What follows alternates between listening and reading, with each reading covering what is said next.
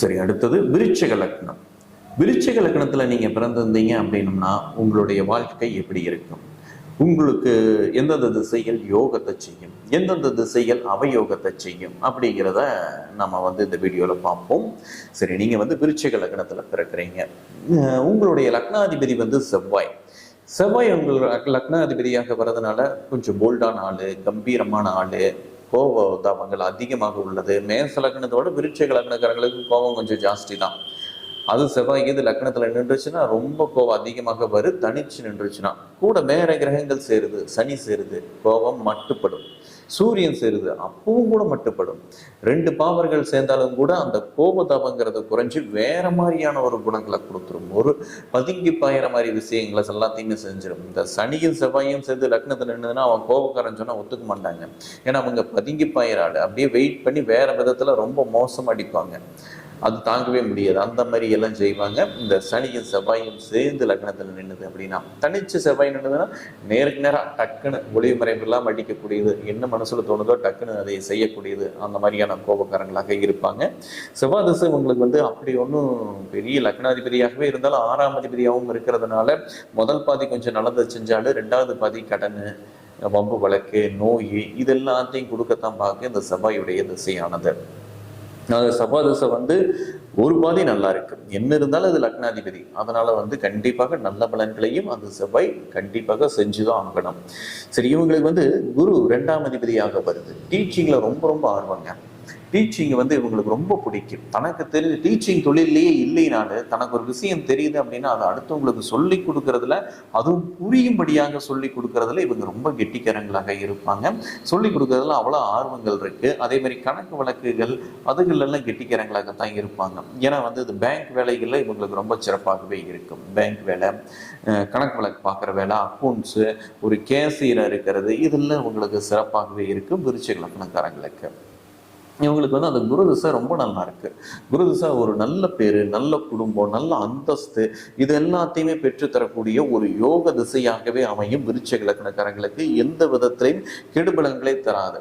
சில இடங்கள்ல மறைஞ்சு நிற்கும் போது 6ஆம் வீட்டுல குரு மறையுது. அப்படி நிற்கும் போது குரு 6ஆம் வீட்டினுடைய நல்ல பலன்களை செய்யும். கடன் எவ்வளவு வேணாலும் கிடைக்கும். கோடிக்கணக்கில் கடன் வாங்குறான் கூடிய ஆட்கள் எல்லாம் பார்த்தீங்கன்னா இந்த 6ல் குரு நிற்க கூட கேது நின்றுச்சுன்னா சொல்லவே வேண்டியதில் பல கோடி கடன் வாங்குவாங்க.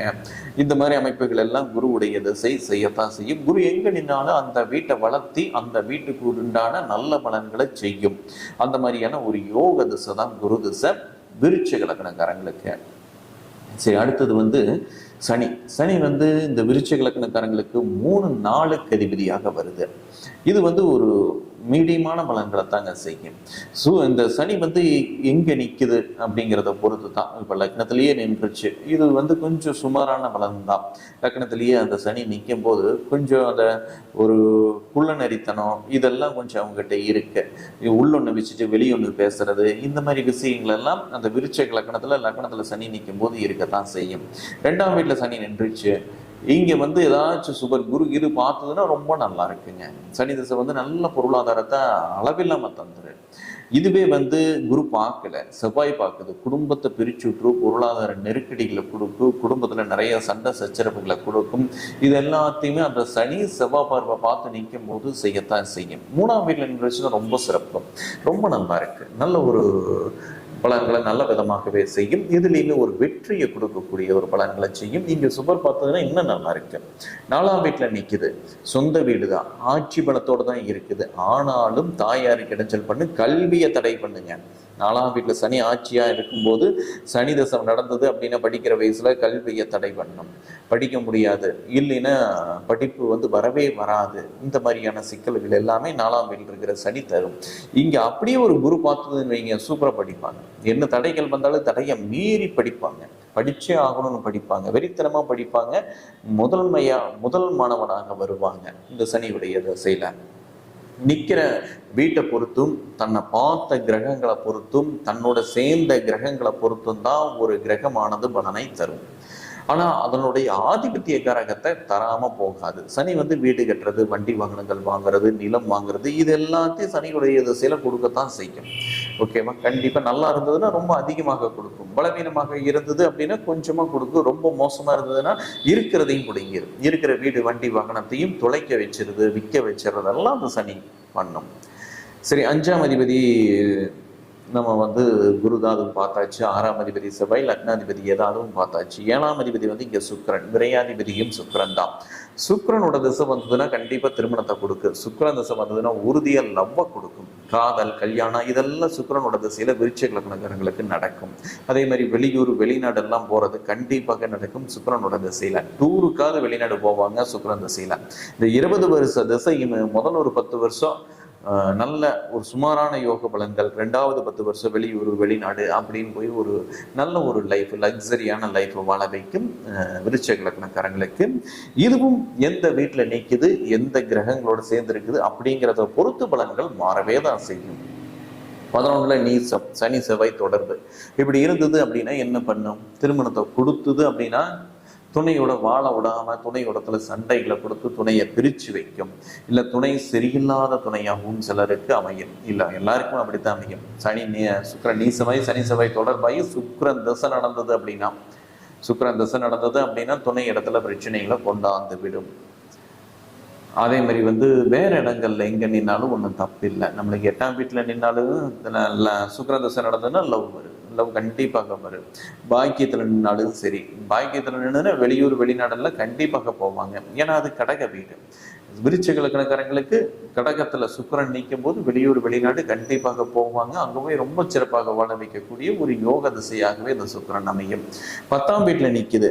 கலை சார்ந்த தொழில்களுக்குள்ள வருவாங்க, சினிமாக்குள்ள வருவாங்க, இல்ல உணவு சார்ந்தது ஹோட்டலு இதுகளுக்குள்ள வருவாங்க, இல்ல அழகு சார்ந்த விஷயங்கள், கலை சார்ந்த விஷயங்கள்ல ரொம்ப ஆர்வமாக இருக்கக்கூடிய ஆட்களாக இருப்பாங்க. அந்த சுக்கிரன் வந்து இந்த விருச்சிக லக்னக்காரங்களுக்கு நல்ல பலன்களை செய்யும். சரி, அடுத்தது புதன். புதன் வந்து இங்க 8ஆம் அதிபதி 11ஆம் அதிபதி இப்படி வரதுனால அந்த புதன் வந்து விருச்சிக லக்னத்துக்கு நல்லதில் செய்யவே செய்யாதுங்க. புதன் திசை வந்தாலே நம்மளுக்கு இடைஞ்சல் தான்.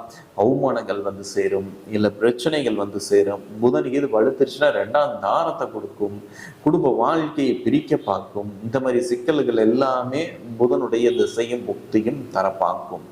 அதனால புதன் வலுத்து நின்று திசை நடத்தாலும் இடைஞ்சல் தான். 11ஆம் வீட்டுல வலுத்து ஆட்சி உச்ச பலத்தோட நின்று திசை நடத்துச்சுன்னா புதன் திசை 2ஆம் தாரத்தை கொடுக்க பார்க்கும். முதல் தாரத்தை கட் பண்ணி விடு, முதல் தாரத்தோட பிரிவை கொடுக்கு. இந்த மாதிரி பிரச்சனைகள் எல்லாமே புதன் தரும். அப்போ புதன் வந்து விருச்சிக லக்னத்துக்கு நல்ல திசையும் கிடையாது, நல்ல புக்தியாகவும் இருக்காது. சரி, பாக்கியாதிபதி சந்திரன் நல்லதை செய்யுமானா அதுவும் ஒரு கேள்விக்குறிதான். ஏன்னா இங்க வந்து பாதகாதிபதி சிற லக்னங்களுக்கு, விருச்சிக லக்னத்துக்கு 9ஆம் அதிபதி பாதகாதிபதி. அப்படி பாதகாதிபதியாக மறைந்த சந்திரன் நம்மளுக்கு நிறைய இடைஞ்சல்கள் சிக்கல்கள்லாம் கொடுக்கத்தான் செய்யும். ரொம்ப மீள முடியாத சிக்கல்கள்லாம் இருக்குதுல்ல, அந்த மாதிரியான சிக்கல், மென்டல் டார்ச்சர் அதிகமாகவே இருக்கும். இந்த சந்திரன் திசை வந்துச்சு அப்படின்னா மென்டல் டார்ச்சர் அதிகமாகவே இருக்கும். இந்த மாதிரி வந்து சந்திரன் திசை அவ்வளவு நல்லதுகளை செய்யாது. சூரியன் திசை வந்து சிறப்பாக இருக்கு. சூரியன் திசை நடந்ததுன்னா அரசு வேலைக்கு முயற்சி பண்ணுவாங்க, அரசு வேலை கிடைக்கும். இல்லை அரசியல்ல போவாங்க, அரசியல்ல நல்ல ஒரு பேரு, இல்லை அரசியல்வாதிகளுடைய தொடர்பு, இதெல்லாமே நல்ல விதமாகவே கொடுக்கும். விருச்சிக லக்னக்காரங்களுக்கு சூரியன் திசை நடந்தது அப்படிங்கலாம். அப்போ சூரியன் திசை விருச்சிக லக்னத்துக்கு யோக திசை தான். சந்திரன் திசை கொஞ்சம் இணைச்சல தான் செய்யும். புதன் திசை வந்து கொஞ்சம் சுமாரான திசை தான். புதன் வந்து என்பதுதான் நல்லதுகளை செய்யாத. சுக்கிரன் திசை வந்து ஓகே தான். சுக்கிரன் 12ஆம் அதிபதி 7ஆம் அதிபதி, அது வந்து நல்ல பலன்களை செய்யும். ஆக விருச்சிக லக்னத்துக்கு மிகப்பெரிய யோக திசைங்கிறது இந்த குரு திசை தான். குரு திசை ஒரு 25 வயசுல வந்ததுன்னா நல்லா இருக்கு, ரொம்ப நல்லா இருக்கு. நல்ல பொருளாதாரத்தை சம்பாதிச்சு நல்ல விதமாகவே வாழ்றக்கூடிய ஒரு அமைப்புகளை விருச்சிக லக்னக்காரங்களுக்கு தந்துடும். குரு வந்து ஒரு நல்ல யோகாதிபதியாக விருச்சிக லக்னத்துக்கு இருக்குது.